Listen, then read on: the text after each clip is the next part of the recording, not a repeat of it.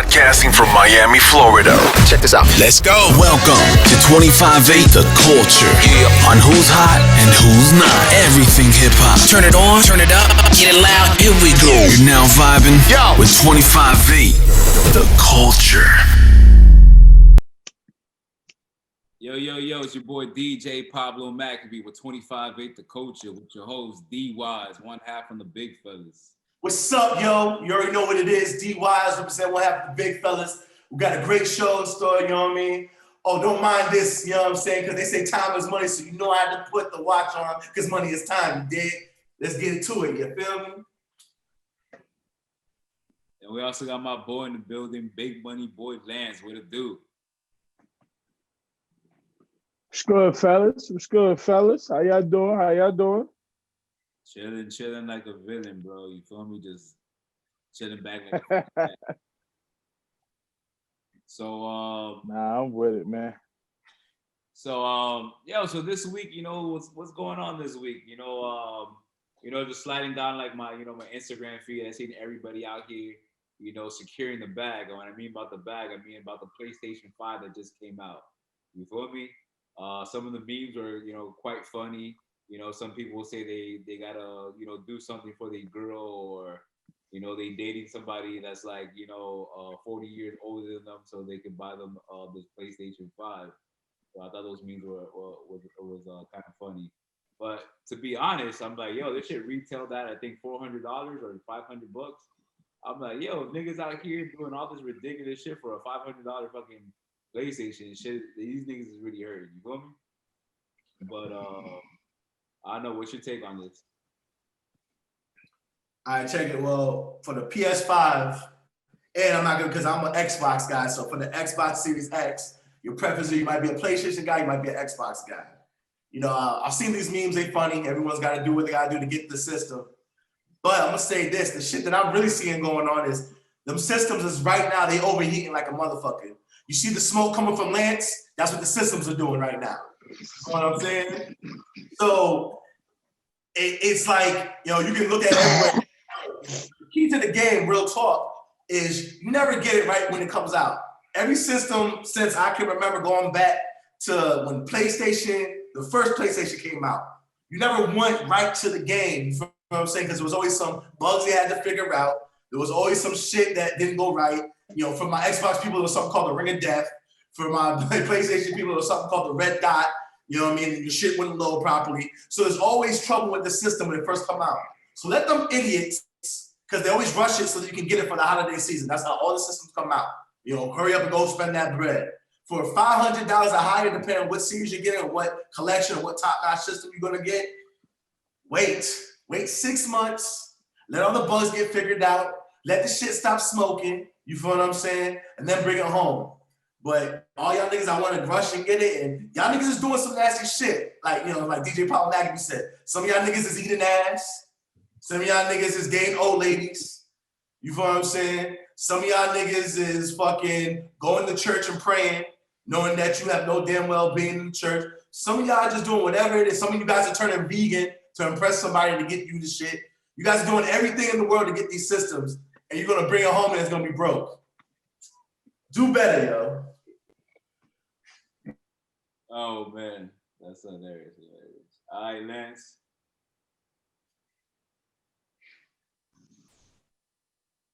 Yo, Lance, what's your take on this whole PlayStation 5 hype? I ain't gonna lie, fellas, do what you gotta do. Secure the PlayStation 5. You know what I'm saying? I ain't knocking nobody hustle. You know what I'm saying? OnlyFans is popping. They talking about they getting to the bag. Fellas, get to the PS5. I personally wouldn't have bought it this soon, though. But if somebody's gonna buy it for me, I'm taking it. But nah, you said it. Like, you never cop a system in the first, I want to say, like, at least 30 to 60 days. Let all the kinks get worked out, because everything's online now, so you got to download, you got updates. Yo, man, let all that shit pass. Let it happen. PS4 still work last time I checked, although I have been hearing people talking about, yo, I had all the space in the world on my PS4, try to download a new game today, and all of a sudden it's talking about I'm out of space. So some people saying just like the phones, when that new one come out, that old one starts slowing down, and then you only got a little while for you got to replace it. But I ain't buying that shit right now. You know what I'm saying? But I'm not hearing good things about either one of them. Fucking Xbox just put out a statement having to tell people not to blow vape smoke in their systems. And in the statement it says we didn't think we'd have to release this. Like, people, it's not that cool. You know what I mean? I don't even think vape is that cool. I can tell you straight out, your machine don't think it's cool. So I don't get it. But the people saying they shit is overheating, people saying they shit is freezing they PS5s. One dude said as soon as his shit came out the box, it already got the red light on it. So, hey man, if you didn't buy it, don't feel bad. Let that 30 to 60 days go by. You be all right. You ain't missing nothing. Ain't nothing wrong with a PS4. Yeah, straight up, like, yo, I don't really play too much video games, but I still got my PS4. It's right here. You feel me? I still can play my little sports games and shit like that. You know, it's pretty relaxing. I probably won't be getting no PS5 because I spend my money on some other shit that's more entertaining. You feel me? But yo, on to the next topic. I know DY wanted to talk about Trump fires Fox News. I guess he says Newsmax is the real news. Yo, tell me more about that. Oh, it wasn't Trump. It was Trump supporters He made it. Republicans, which is funny to me. I don't give a fuck about either side, but as long as I've been walking this earth, Republicans go to Fox because they swear that's their Bible. Period. So I guess Fox said earlier, I mean, now everything's done. Biden's 306, Trump's 232. Everything's been counted for. Everything's, with it. But early in the election process, Fox called Arizona, and they all got in their arms and shit. So now Republicans, which is funny, are saying that Fox is no good. Fox is now just like CNN, and that the new things is called Newsmax, and everyone go to Newsmax. So I just thought that was like crazy that like I've never in my life would have heard Republicans say that Fox is just like CNN. So it's like, that was just a shock to me. Fox always been on some other shit, like super Republican. Like, it's like the Republican whisper. If it happened on Fox, it's true. You don't need to go anywhere else. So for them to shun the shit is just a whole nother level of like ignorance to me. Like, the fuck? You definitely ain't gonna say it's CNN. You know what I'm saying? Like, nah. So it's just crazy to me. Like, I don't even think on some real shit, this ain't even like a Republican thing. It's like a Trump supporter thing. You know what I'm saying? Like, I don't think there's real true parties anymore. It's like candidates. Like, there's other Republicans that don't fuck with the niggas, so I can't blame on everybody. But it's like, if you're a Trump supporter, the new thing is, you know what I'm saying, is Newsmax, and Fox is not the enemy for you. I don't know who it's supporting, but they're the enemy now.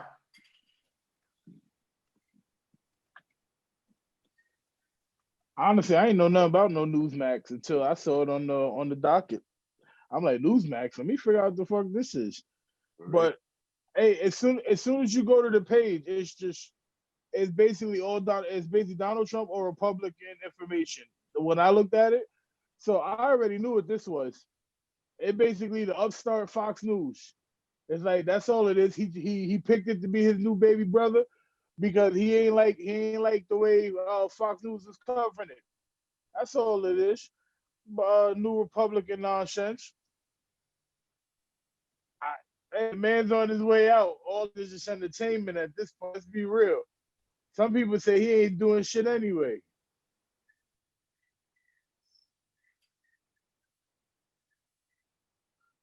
Yo, I feel like Trump is probably setting up this news outlet probably for his personal use. Try to build like a relationship after he leaves the White House. The man's a businessman at the end of the day, so I'm pretty sure like after he leaves the White House, he's gonna be a trillionaire. You feel me? Because God knows how many connections he's made with people, and everybody knows he's a businessman. Moving on to the next topic, Lucille Bridges, the mother of the icon Ruby Bridges, has passed at the age of 86. Her daughter was the first Black student to integrate into an elementary school in the New Orleans, Louisiana in 1960. So she passed today. So we just want to show respect to her as a civil rights activist, and by putting her daughter to integrate into an all-white school. I know like somebody like myself, I wouldn't want to put my daughter through that type of stress and inconvenience. But she said she wanted a better life for her children, and felt like her children also deserve to have the same education as their white counterparts. Now, rest in the honor to the sister. You know what I'm saying? The hardest thing sometimes when it's coming from the Black community is to be first on something when everybody's telling you get the fuck out of here. And then during her times, the word nigga was just like saying Monday. It just happened. You know what I'm saying? So the fact that she allowed her daughter to go through all that harassment, all that extra, just to fight for the right of education and to be the first. Being the first at things is sometimes the hardest, and after that, it goes downhill.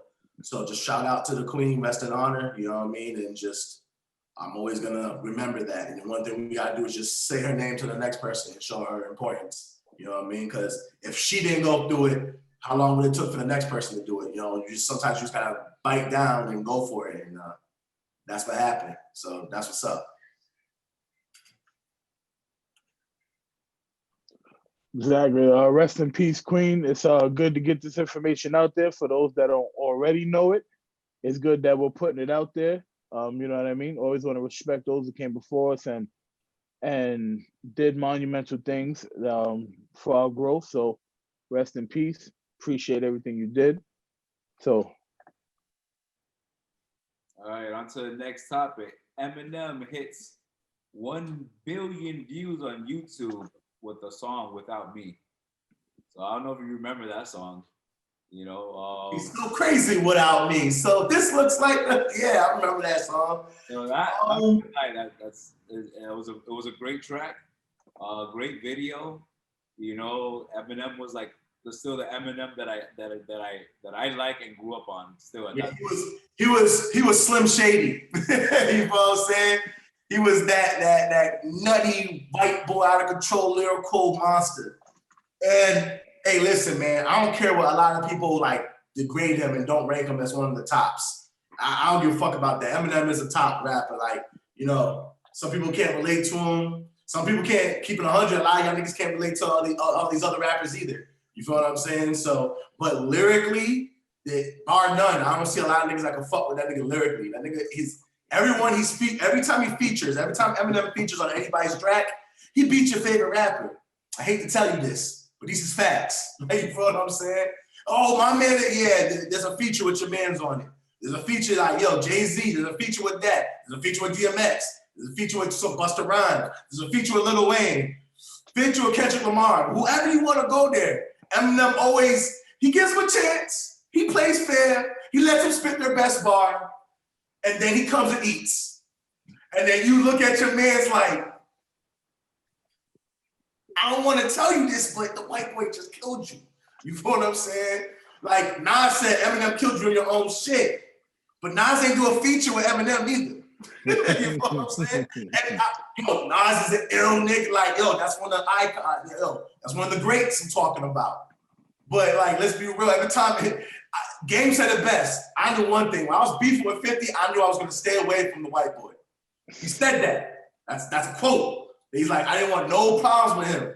You know what I'm saying? Because he just like, all these other rappers like, Eminem being on your track is like, Wayne on an interview, he's like, Eminem did a song for me. And he's like, yeah, no, he done that to me too. And he'll send you some shit and you got to rethink stuff. Like, hold up, this is my song. I better do something. Like, that's what he does. So you had to see this coming. His greatness is, he might have a roller coaster on certain things or other, but like even his whack albums, hate to tell y'all niggas, still sold more than some of y'all favorite rappers' albums. And those were considered his whack ones. You know what I mean? He's a beast. And you had to see this building coming. You feel what I'm saying? And the crazy thing is, his songs really wasn't like playing in the club. You feel what I'm saying? But you'll still put it in there. I know I can put an Eminem album on and not skip a song. Now artists just can't do that. You know what I mean? So respect that milestone. You feel what I'm saying? And congratulations, Eminem. You are one of the greatest, if not the greatest. That's a fact. That's major. That's major. I'm surprised it took that long. That's classic Eminem. That's when Eminem could rap about stabbing his mama, throwing his baby mama in the trunk, throwing her in the river, and you just be sitting there like, yo, throw that bitch in the trunk. Yo, I stabbed that bitch 47 times. Shut up, bitch. Like, that's classic M. That's white boy M. That's one of the greatest lyricists. Like, that flow is unmatched in the game. So I'm not surprised at anything Eminem does accomplishment-wise, just because of the respect I have for his music and his talent. But don't too many people want to sit in that booth for Eminem and be like, yo, my verse against your verse. I will give credit because Royce the 5'9" always holds his own. But outside of that, man, he's eating everybody on every record I've ever heard him featured on. Yeah, every feature, I'm pretty much off the top of my head, I'm going with Eminem on every feature I ever heard. And I ain't mad that you said Royce the 5'9", but ain't one person said Royce won. No, I agree. Hey, man. You know what I mean? Like, yo, Royce is a monster. Don't get shit twisted. I love DMX. I love Jay-Z. You feel what I'm saying? I love, Lil Wayne. I love a lot of these guys. Kendrick Lamar. I love these. Eminem wins. You feel? Busta Rhymes too. He wins. Give me something, you know what I mean? Like, and the niggas are like, oh, M killed you. All right, well then, like you said, go bar for bar with M. And then word have it is he tests niggas out. He ain't with that. You ain't really putting the pens to the pad type shit. You feel me? He goes in the studio and tells everyone to leave and let's make a track. And he figures you out right then and there. I respect that. Yo, on to the next topic. So there's gonna be a versus battle. Hopefully it comes out. It's gonna be against OutKast and a Tribe Called Quest, which I think is gonna be freaking phenomenal. Also, I'm kind of biased on the situation because I'm gonna go for OutKast. You feel me? Depending on the individual, maybe you're a New Yorker, maybe you above a certain age bracket, you might go with Tribe Called Quest. But like to me, OutKast, they just a whole nother breed, yo. You feel me? Just the genius of Andre 3000 and the creativity of just the way they move. Their music to me was one of the first, for me, untraditional type of hip hop. The same way, like when I listen to Kanye West, like, damn, this is a hip hop song, So I'm looking forward to this versus battle if it does happen. What's your take?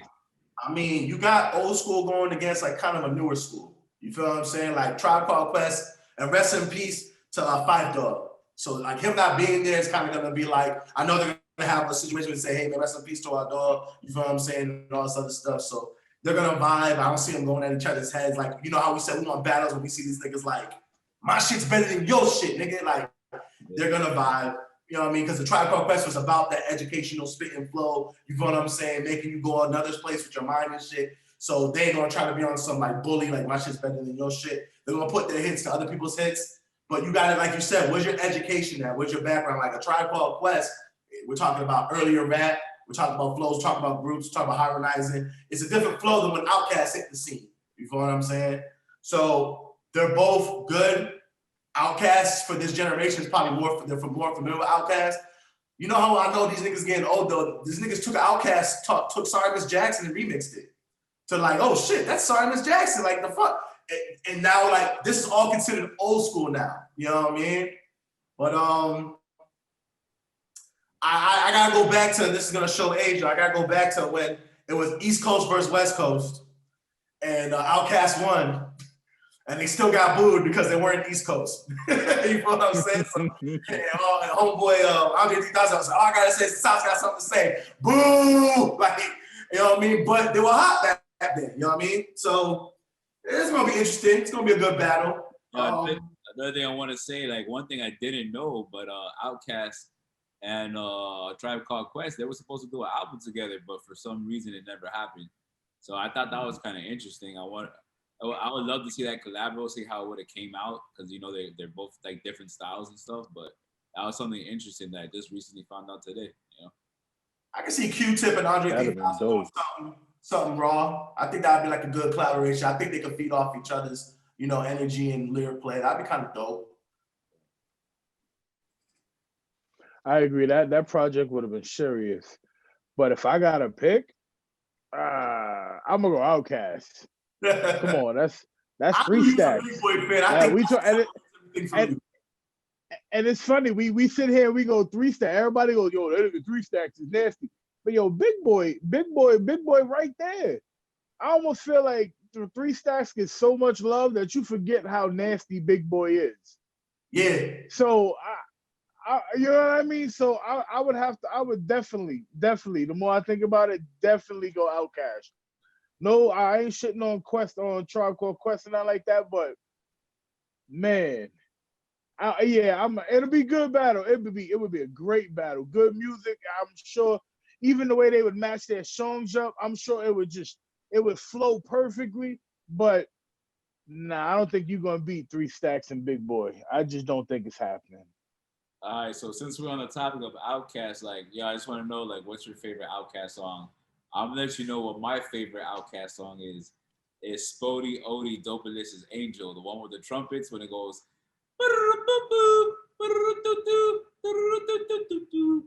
How'd that go?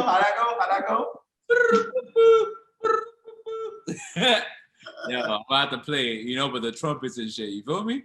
But yo, when Andre 3000 was like, he just was like dropping some poetry. He's like, when I first met my Spodie Odie Dopalicious Angel, she was looking sweeter than a plate of candy yams. I'm like, this nigga is like a genius right now. Like, it was just so different, so non-traditional. That interlude was just so gangster, dog. Like, and they're Atlanta, down south, they're OutKast way, you feel me?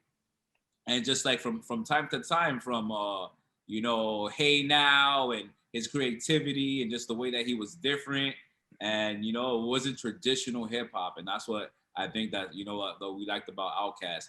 And everybody was singing like "Sorry, Miss Jackson," ooh, like everybody was singing that song. That's a reason too that what I mean. They'd be like, someone goes, "I'm sorry, Miss Jackson." I guarantee everyone would be like, "Oh," like they're gonna do it. You don't give a fuck. Yeah. Oh man, it comes down to Hootie Who for me and Players Ball. I'm going old school. Like when Andre 3000 was like, because it was cool. His style, like both their styles changed. You have to change with the game, and they did that. But when Andre 3000 was like, yo, I'm spitting, like I'm just rapping, like I'm not trying to sing or hit notes, he was deadly. You know what I mean? And Big Boy was deadly too. So they were a great duo. So between Hootie Who and Players Ball. That's my shit, Players Ball. Yeah, I think I'm gonna lean towards Players Ball. Yeah, that's what I was about to say. Nigga took my answer right up my shit. That's mine, Players Ball. OutKast is just filthy, man. But that's even that's showing just getting down like that. You feel me? You know what I mean? Like anybody, it could have been 5 or 6 songs niggas said. You know what I mean? They got hits for days, you know what I mean? But that's my vibe. That's my vibe. I fucks with that Players Ball. All right, man. So moving on to sports news. LaMelo Ball projected to be one of the top picks right now for the NBA draft. Yo, man, dude, 17 years old, balling out in Australia right now. He's like, 6'7".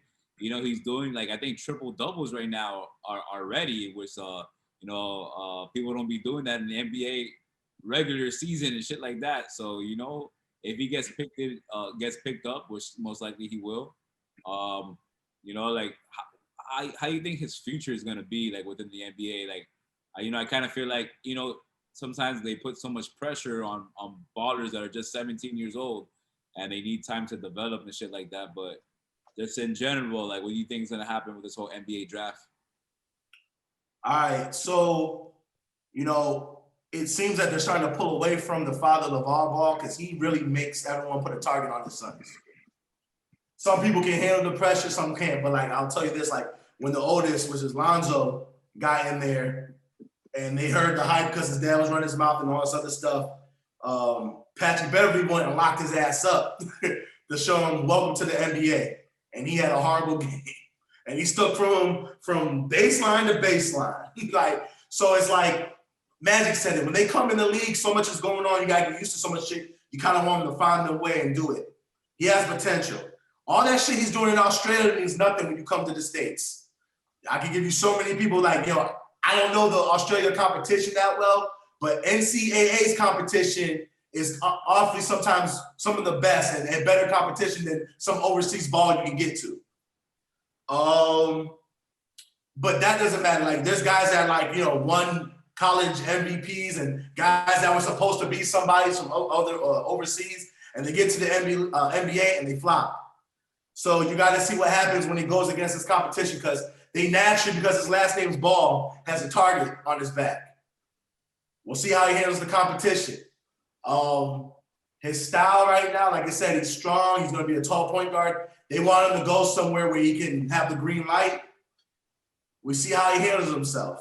But the NBA, them 82 games, that's a whole different ballpark. You know what I'm saying? Every day you're facing somebody that was considered the greatest. I mean, you got greats that's on the bench when they were in overseas or when they were in NCAA, and they're on the bench waiting for the rotation to come in. Everyone's got to understand the NBA is the best of the best of the best. The niggas that's on the reserves that you never even heard of can come to any park and drop 50 on your head. I'm giving you facts. You know what I'm saying? So NBA is, it's the top of the top. Part of the draft thing is luck. So who gets him and how much do they support his process and how much are they going to use him as a bargaining chip? Are they going to try to build around him? Or is he just going to be another piece of the puzzle? That's, how it's going to be. I don't think his talent is of that he's going to come and take over. But with time, we'll see. I'm not gonna lie, I like the kid.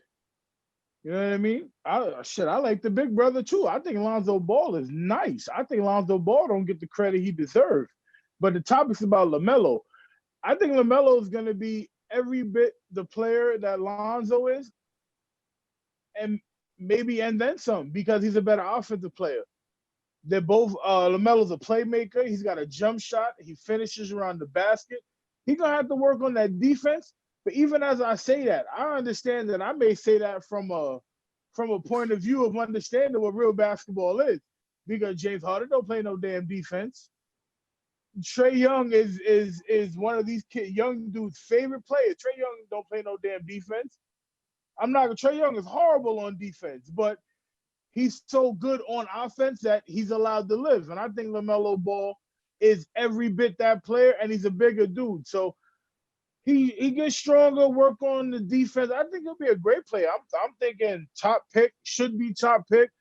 My favorite going in for rookie of the year. The game right now is about point guards or even wing defenders that can handle the ball. So he's gonna come in the league and have the ball in his hands. And yeah, I'm thinking easy 15, 5-5 for LaMelo Ball coming into this league. Easy. No question about his talent. And we're not going to knock his daddy either. His daddy was just doing the best he could. He just wanted to make sure all his boys had the best shot. Hey, a lot of people going to criticize LaVar Ball, but it's a lot of athletes that didn't make it that wish LaVar Ball was their daddy or had somebody working on them and pushing them like that. So I'll never knock LaVar Ball, but as far as his sons, they all talented. They're all in the NBA in one way or another. Even the middle kid, LiAngelo, he's on our practice squad. So, hey, man, I think he did a great job, and LaMelo gonna be fine. Yeah, the middle son, he's in the D League. Last I heard, and I want to put this out there too, so there's no confusion. I'll never say that LaVar is a bad father. Never said that. You know what I'm saying? I'm not saying he doesn't push his kids like, everyone wants a father that pushes you in the right direction. So as far as him taking care of his kids, making sure there was food on the table, being there, supporting their dreams and getting them to that level, that is commendable. But what you do want to do is when you put a target on their head, I do always wish that he let them feel themselves. And it seems like through mistakes that he's made through Lonzo, it seems like, his other son, the big baller brand shoe, what happened to that? Oh, it's nowhere. You know what I'm saying? So certain mistakes you're going to learn from just going through it. And it seems like the baby brothers learn from his older brother's mistakes, which is great. You know, that's what's always good. When you have older siblings, you kind of watch back and say, you know what, that didn't work out for him. Or that didn't work out for him. So I believe he's going to be a little bit smarter as far as approaching situations because he's got a brother that's already in the league. And, you know, he saw his brother kind of get busted out for making a dumb mistake in college, and that's why he had to go his route. But, you know, they usually say the baby boy is more talented than both the youngest is usually more talented than the oldest in sports. Usually, not always. Sometimes you have explanations, but you can learn and go there. And I think he's going to be more talented than them. I got to see what his speed is like compared to other point guards. And then what system are they going to play him in? That's my thing. You know, they gave Trae Young the green light. And his defense is suspect, like you said. But he's got the green light to pull from everywhere, do everything. And he's not in a system where he has to play defense. I don't know if, you know what I'm saying, if LaMelo is going to be in a system where they're like, hey, fuck defense, focus on offense. I got to see where he winds up. Because that's part of the draft, too. It's not always about your skill. It's about where they put you at. Are they going to put you in a position to succeed? Or are you going to be put in a position where people just be like, he's all right. He's going to be a role player. He'll be off the bench. You know what I mean? Like, it's just about how they play you. So you wanted to follow up on that or no? Nah, you're right. But some people talking about the Lakers moving up to get him. So honestly, it don't matter where he end up because just being the first round pick unless somebody make a major trade or something like that. But if we talking about just the player will be fine. All right, on to the next topic. Tyson Fury versus Deontay Wilder. Supposedly there may be a fight in the UK, December 5th. Damn, I saw the first fight when Deontay Wilder lost that one, and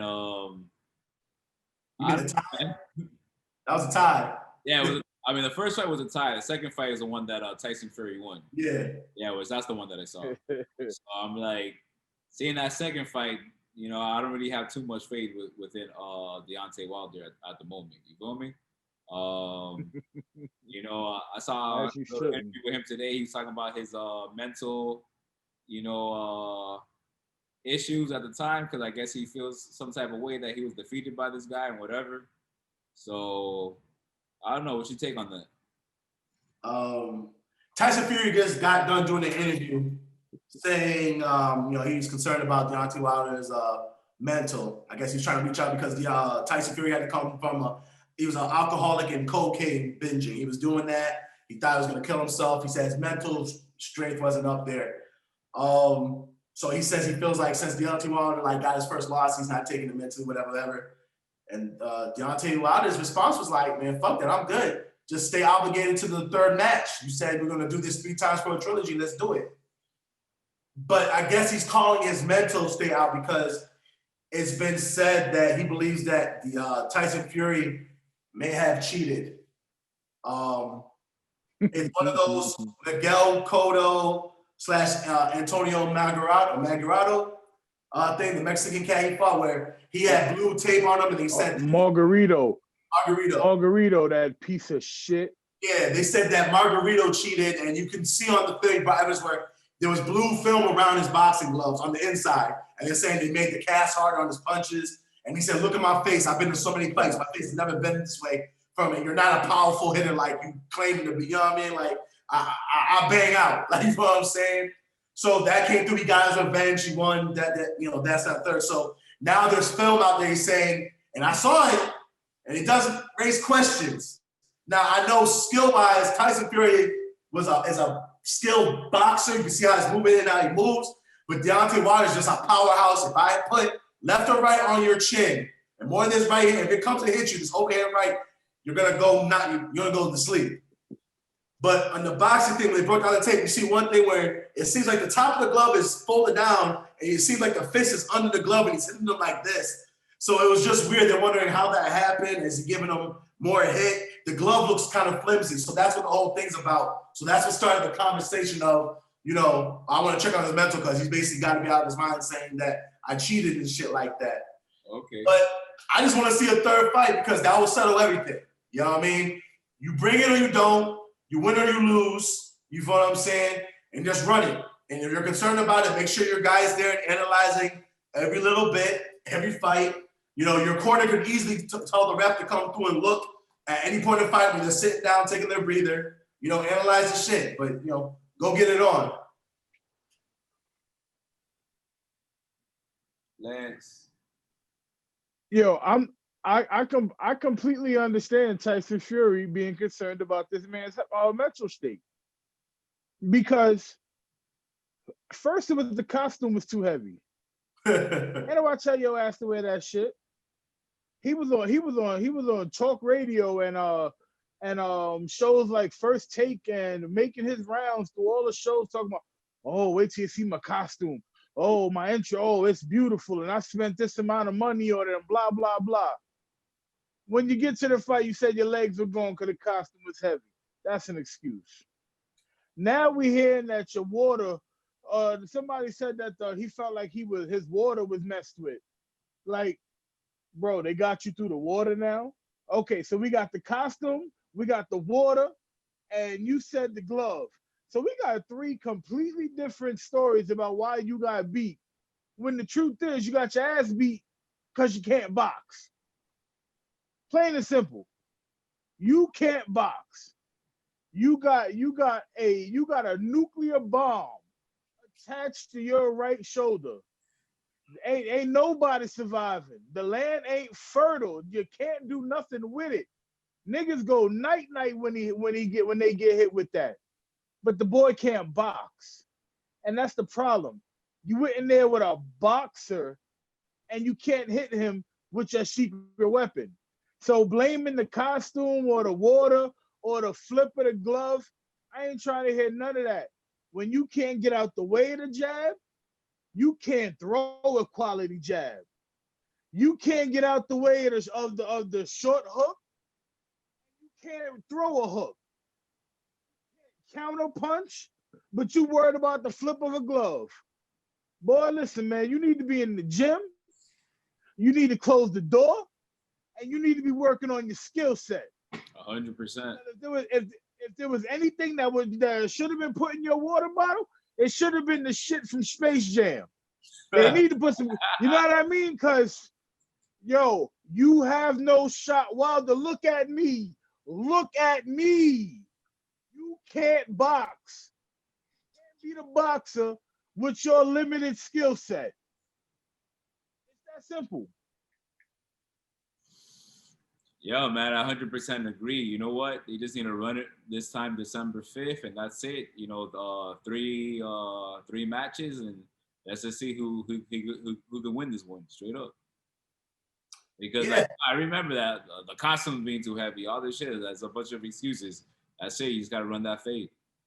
And that's why I think that's what's going on. They're like, yo, just fight. I mean, rumor is that they're thinking about Tyson Fury's thinking about just moving on because he thinks that he kind of won like overly did. And that second match he did win. Like, you feel me? It was quick. It was like, damn, like this nigga can't bob and weave or, you know, at least you might not be able to do a combination, but at least move your head around and, you know, put it on a swivel and then try to, you know, he didn't really even try to throw his power punch too much, to be honest with you. Like, you know what I mean? At least they said go out swinging. He didn't really do that either. So he got schooled. And like you said, a boxer came in there. Like, yo, you may be a fighter, but he is a boxer. There's a difference. You know what I'm saying? Yeah. So I get behind that. But I will say that glove thing, the other 2 excuses, that's all on him. The glove thing, after I saw the video, you know, if it's true, cool. But you know what Miguel Cotto did? He had his evidence. He showed his evidence. And he said, let's fight again. I'm going to whip your ass. And that was it. Yeah, and speaking of that piece of shit Margarito, I don't even know how he ever got back in a boxing ring. That is some of the most vile shit you could ever fucking do. To put plaster in your gloves and to swing on a man like that. Like, somebody should have really put hands on that nigga and somebody should have touched that boy up in real life. That's yo, you could have killed that man. Yo. That's called attempted murder if they can really go through it because now you hit someone with a bare fist or something hard in the glove instead of the actual boxing glove. You know, niggas do get bare fists like that. So you 100% They talking about the man cut the inside out and put plaster on and they got hard over the course of the fight. Come on, son. somebody should have really fucking done that nigga some real harm, yo. That's foul. And I think Miguel Cotto was like, they said he was kind of behind of him not getting suspended or them going further into it because he wanted his revenge. You know what I mean? They said, no, bump that. Come bring your ass here. Because even with that, he didn't really kill the fight. Like, he won, but he didn't, like, overwhelmingly win, you know, with him cheating. So that's why I'm like, we're going to check your gloves. We're going to make sure there's no bullshit. And then I'm going to whoop your ass. And he did. He took it to him on that second fight, yo. It wasn't even close. And thank the Lord for Manny Pacquiao for putting his bitch ass out his misery. Eye socket injury. Finish him. Yo, any other topics? That's all. The Steelers, yeah, man. Oh yeah, you have more sports news. My bad. Nah, man, it's all good. Yeah. Basically, what's going on with Pittsburgh Steelers is players got put in a COVID-19 ban list. A part of that is Ben Roethlisberger.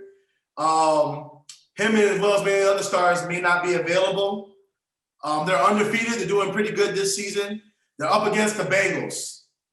I'm gonna let Lance kind of take that on his spin. If those guys don't come back, are they gonna lose their undefeated streak? Is it a wrap for that? Or how do you think this is all gonna play out? Well, word is Ben Roethlisberger is expected to play. Him and Vince Williams, the linebacker, I believe. So I think that they'll be fine. I don't think they should lose to the Bengals either way. Joe Burrows looks good. Team looks like it has its bright spots. Look like they can do a little damage, but still his defense is prime.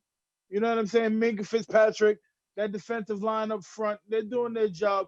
So I don't see the Bengals as a real issue, whether Ben Roethlisberger played or not. As long as those wideouts are playing and them skill position guys were there. Bengals look good, but Steelers look like a real force this year. I'm no Steelers fan. I'm no fan of the head coach like that. Like Tomlin, I guess he's a good coach. You know what I mean? Like, but Bengals shouldn't be no threat. Not if they got real Super Bowl aspirations. This should be a nice 14 point win. Nothing major, no real threats going into the fourth quarter. Anything past that, you got to call that a letdown, no matter who plays.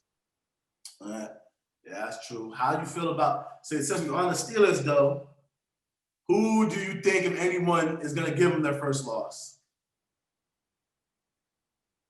I don't know. I don't know their schedule the rest of the way. I'll give it to you right now. We got, after the Bengals, we got the Jaguars, the Ravens, Washington, the Bills, back to the Bengals, Colts, and Browns. For the that's what's next on their schedule. I think that's the rest of it. Oh man! All right, damn. All right, so you got 2 shots at the Bengals. You should win one of those easily. Maybe the second one's close. The division game, so maybe you lose one of those.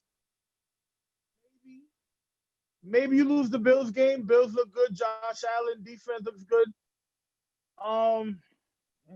I could say the Ravens are a threat. Lamar Jackson's trash. Blaming the offensive coordinator, trash. Yo, Lamar Jackson, you're trash. Yo, you're a damn quarterback and can't throw the ball. So I don't think that's a threat. And Bud Dupree seem to have you on smash. You're not running away from those two. So, man, Steelers really may go 14-2, 15-1. So you, the first team, you said possibly the Ravens could be that first L. And if not the Ravens. No. I'm not betting on the Ravens doing anything. Lamar Jackson's trash. He's not beating that team. I'm making sure y'all hear me. So then you mentioned the Buffalo Bills then. So you're saying the Bills could possibly give them their first L. Yeah, I'm looking at the Bills, maybe. Yeah, the Bills. The Bills are a good team. They're doing good. And if the Bills don't beat them, the Bengals definitely gonna beat them the second time. Because they're not gonna go undefeated. Got you. That's not gonna happen. You know, there's only been one undefeated team to ever win the Super Bowl. That's why I really think the undefeated shit is kind of crazy. and it's the Miami Dolphins. And I can't stand them niggas because them niggas, what people don't know, give you a little insight of what happens in Miami. The Dolphins get up every year when the team's about to be undefeated. They go to a bar, strip club, whatever, and they celebrate when the team loses.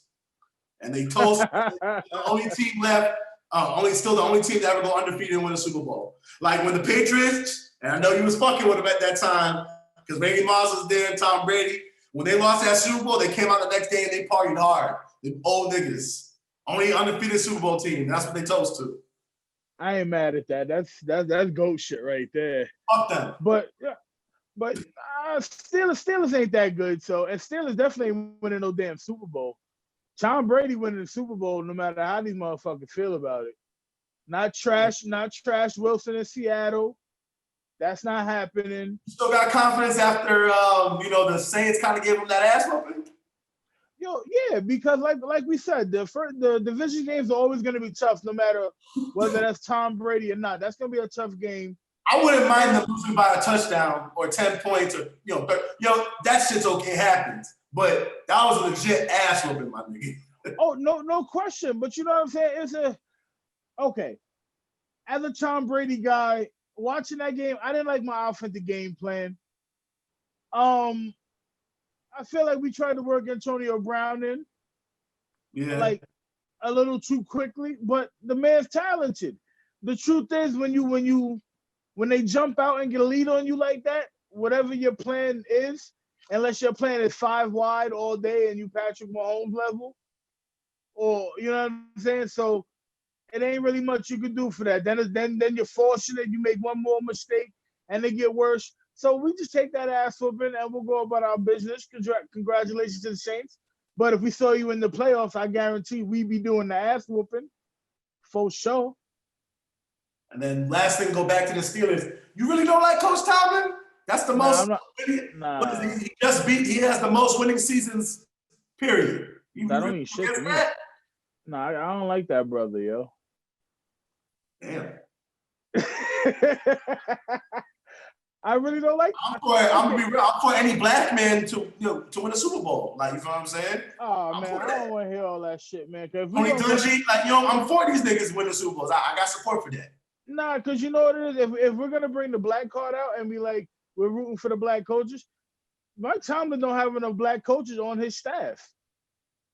Like we talking about the Tampa Bay Buccaneers. I was talking about the Tampa Bay Buccaneers. The offensive coordinator is Byron Leftwich, former black quarterback. Mm-hmm. Defensive coordinator, Todd Bowles. You got a black man at the highest position on both sides of the ball. Mike Tomlin, no disrespect to nobody that he's hired or knocking their credentials, but I don't see your staff littered with black coaches. And I'm not saying it's solely your responsibility, but you as a black man, I like to think you'd have a little bit more of an eye for the young black coaches of the game. Like there should be a young whiz kid, like a Sean McVay.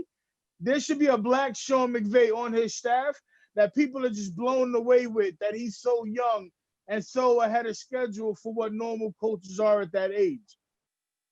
So that's my issue with Mike Tomlin.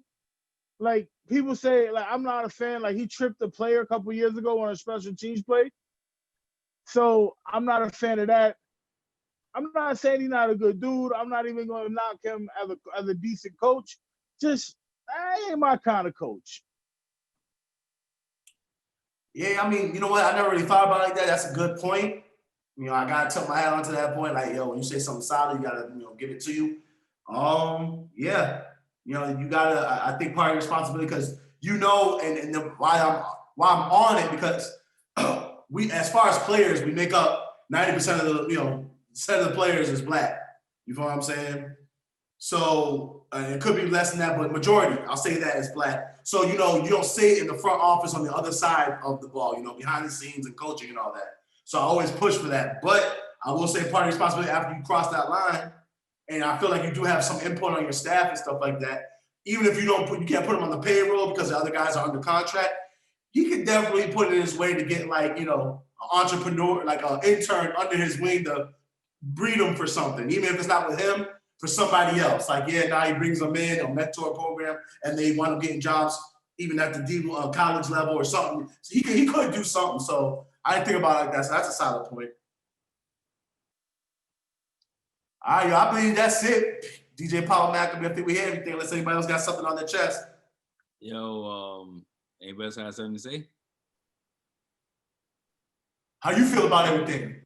I saw you get up. I had to do something. Yeah. Sure. You know, DJ Pablo Maccabee don't know too much about sports, only a little bit about NBA, but that's pretty much it. You feel me? Gotcha. All right, man.